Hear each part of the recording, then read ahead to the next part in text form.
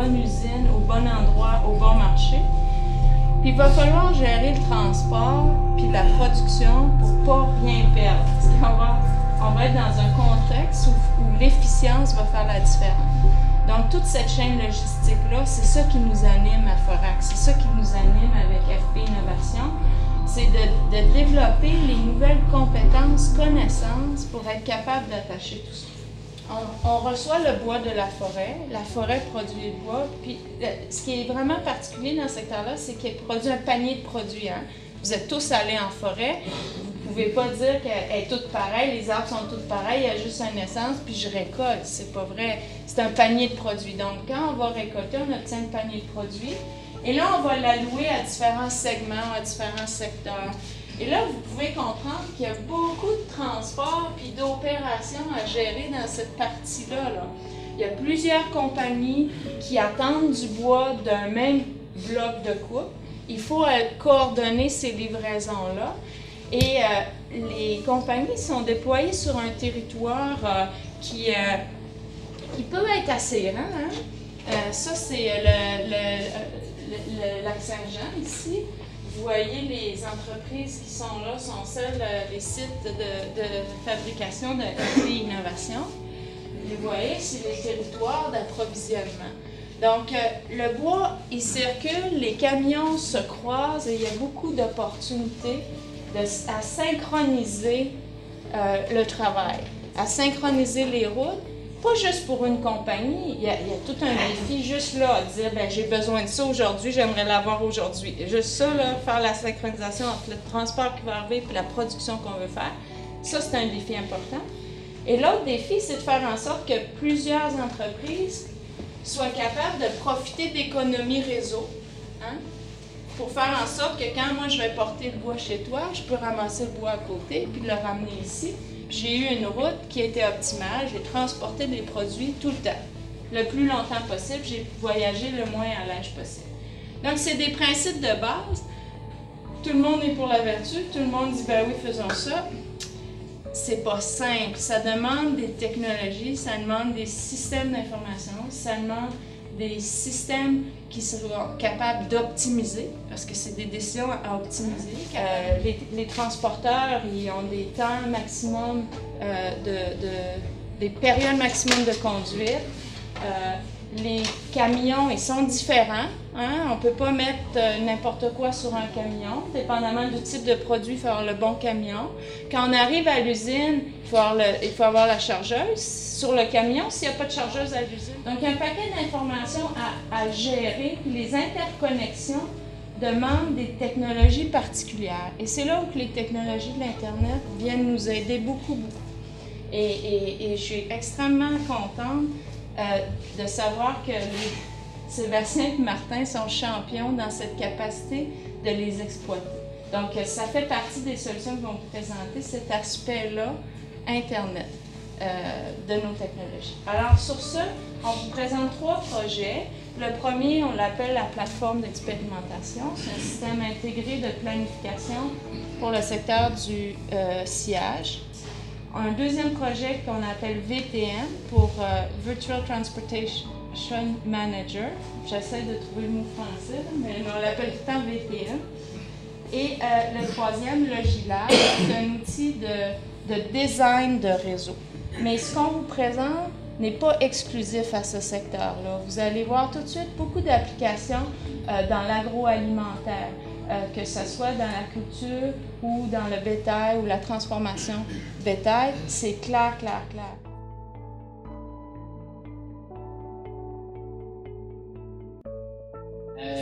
Donc, le premier projet que je vais vous présenter, c'est la plateforme de planification Forac. C'est un gros système, puis très complexe, mais avant de commencer, j'aimerais vous parler un peu c'est quoi les processus divergents. On en a glissé quelques mots. En gros, un processus divergent, c'est qu'on a une matière première, par exemple ici un poulet, puis qu'on va couper ou dépecer, ou peu importe le mot, mais on va faire une variété de produits avec cette matière première-là.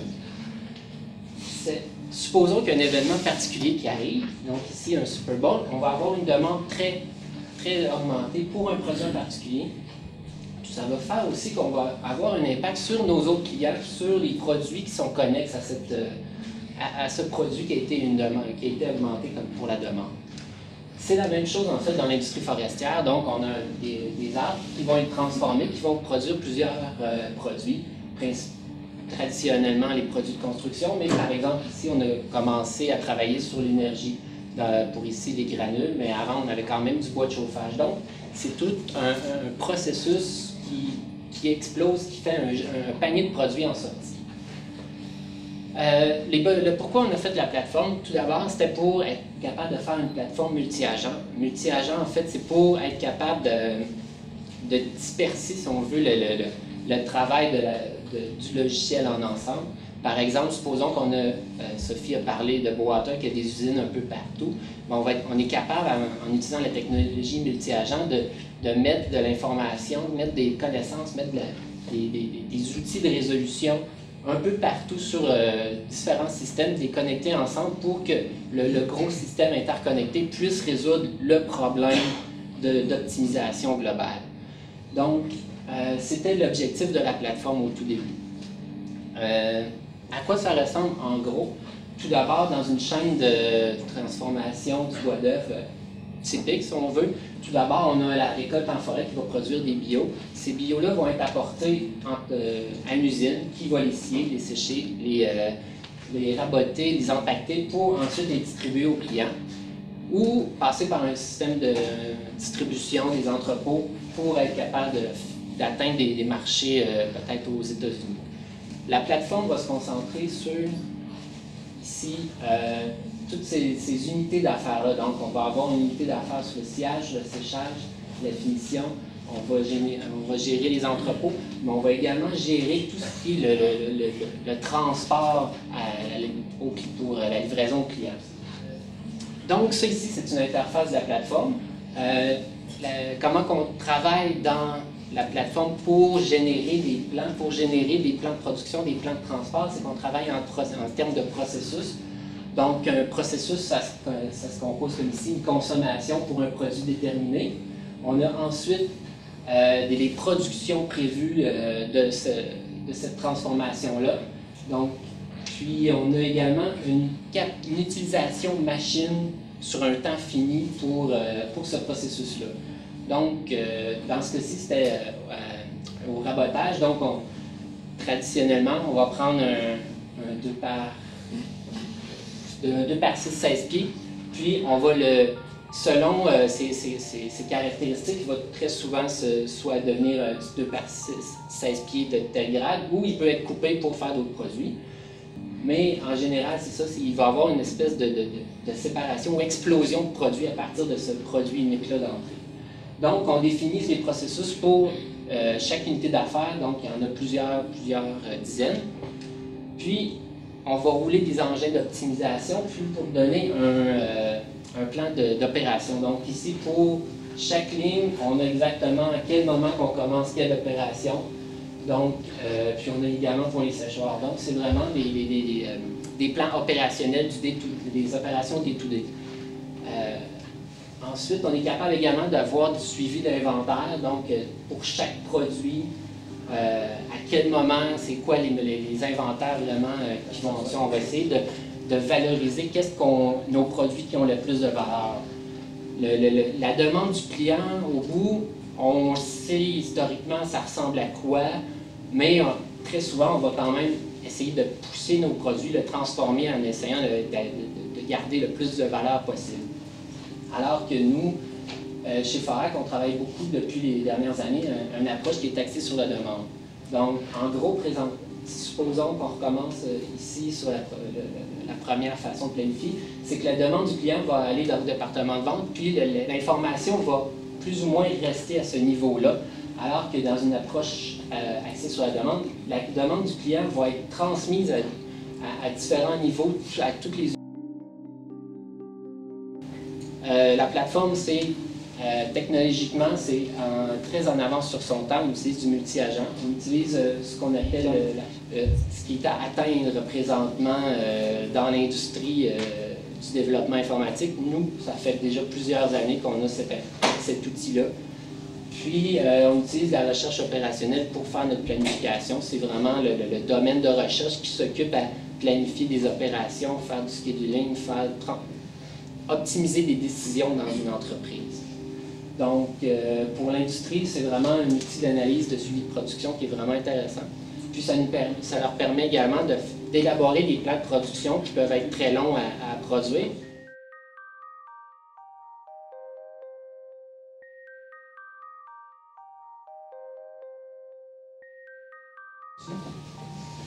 Quels sont les objectifs de VTM à la base? C'est de réduire les coûts de transport.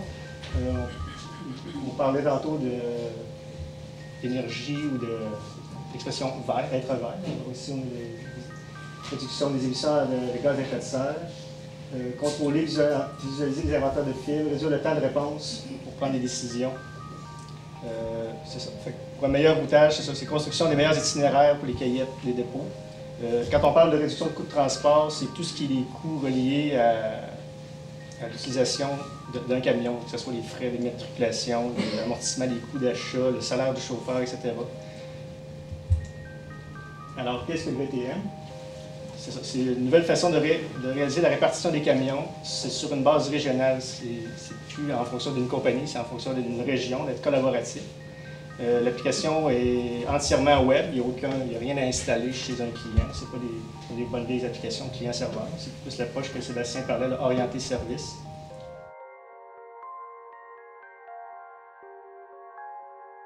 Donc ici, on va alimenter nos usines. Donc on va avoir une alimentation à partir de la forêt. On va avoir un coût qui est de...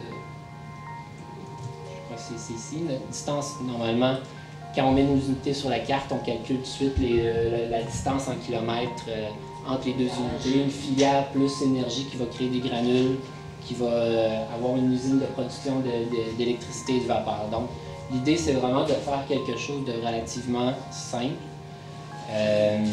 On peut vraiment voir des informations intéressantes comme la capacité annuelle. Puis ensuite, on peut optimiser ce réseau-là. C'est des fois une petite décision très minime, peut avoir un impact sur le réseau global, un peu comme j'expliquais au début avec mon histoire de poulet et de Super Bowl.